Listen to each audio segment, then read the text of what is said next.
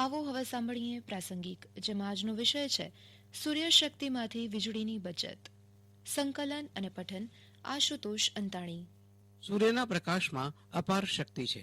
જો તે શક્તિને નીચોવી લેવામાં આવે તો સાવ સસ્તામાં જોઈએ એટલી વીજળી મેળવી શકાય. સૂર્યપ્રકાશમાં આવતી ઉર્જા અખૂટ અને અપાર છે. એની તો આપણને વર્ષોથી ખબર પડી ગઈ છે, પરંતુ એને સૂર્યપ્રકાશમાંથી નીચોવી લેવાની બેસ્ટ રીત મળતી નહોતી. સૂર્યપ્રકાશમાંથી ઉર્જા નીચોવી લેવાના જે ઉપાયો શોધવામાં આવ્યા એમાં મહેનત વધારે અને મળતર ઓછું જેવો ઘાટ થતો હતો. એટલે જ સરકાર 2 દાયકા અગાઉથી ઘરના છાપરે સોલર પેનલ લગાવનારને સબસિડી તથા લોન આપતી હોવા છતાં સૂર્યપ્રકાશમાંથી વીજળી નીચોવી લેવા આખા ગામ તૈયાર થયા નથી. જે લોકોએ પોતાના ઘર ઉપર સૂર્યપ્રકાશમાંથી વીજળી નીચોવી લેનારી પેનલો લગાવી એ પણ થોડા સમયમાં થાકી ગયા. જેટલી વીજળી નીચોવી શકાતી હતી એમાંથી ઘરની લાઇટો પણ માંડ આખી રાત ચાલતી હતી. તેની સામે ઘરની છત ઉપર કે અગાસીમાં લગાવવામાં આવેલી સોલર પેનલને સાચવવાની ઝંઝટ ભારે પડી જતી હતી. અનેક ખાનગી કંપનીઓએ સોલર ફાર્મ બનાવ્યા, એટલે કે વિશાળ જમીન ઉપર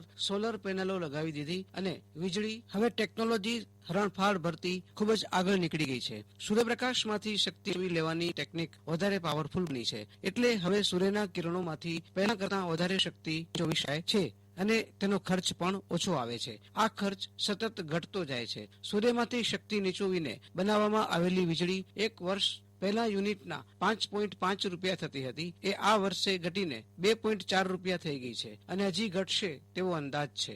એટલે હવે બધાનું ધ્યાન સૂર્યપ્રકાશમાંથી વીજળી નીચોવી લેવા પર કેન્દ્રિત થયું છે. આજે યુરોપમાં આખી છત ઉપર લગાવી શકાય એવા સોલર યુનિટ મળે છે. એને છત ઉપર ફિટ કરી દો તો આખો દિવસ ઘરમાં વપરાતી વીજળીમાં જે કંઈ ઘટ પડે એ ભરપાઈ કરી આપે અને વીજળી જાય તો ઘરમાં કોઈને ખબર પણ ન પડવા દે. આપોઆપ વીજળી કનેક્શન કાપીને પોતાનું કનેક્શન જોડી દે અને આખા ઘરની વીજળી પૂરી પાડે. આ સિસ્ટમ એવી રીતે બનાવવામાં આવી છે કે આખો દિવસ સૂર્યના કિરણોમાંથી વીજળી નીચોવીને બેટરીમાં સંઘરતી રહે છે. પછી જ્યારે ઘરમાં વીજળીની જરૂર પડે તો આપોઆપ ઘરમાં વીજળી આપવા લાગે છે. આ સિસ્ટમ લગભગ 4 લાખ રૂપિયામાં ફિટ કરી શકાય છે અને તે 4 બેડરૂમના ઘરની બધી lights, air conditioner, fridge, heating system અને રસોડામાં વપરાતા સાધનોને સતત ચાલતા રાખે છે. જો રાતનો સમય હોય તો સૂર્ય ન હોવાથી આ સંગ્રહાયેલી વીજળીમાંથી ઘરમાં વીજળી મોકલે છે. એ 12 કલાક સુધી વીજળી આપી શકે છે. સૂર્ય આકાશમાં હોય તો સતત વીજળી બનતી રહે અને ઘરમાં વપરાતી રહે છે. આ સિસ્ટમ 10 વર્ષ સુધી કામ કરતી રહે છે. આપણે ત્યાં તો સૂર્યપ્રકાશ વધારે કલાક હોય છે, એટલે આપણે તેથી વધારે શક્તિ નીચોવી શકીએ તેમ છીએ. એટલે જ આપણા દેશમાં સરકારે નિષ્ણાંતોને કામે લગાવી દીધા છે કે આવતા 5 વર્ષમાં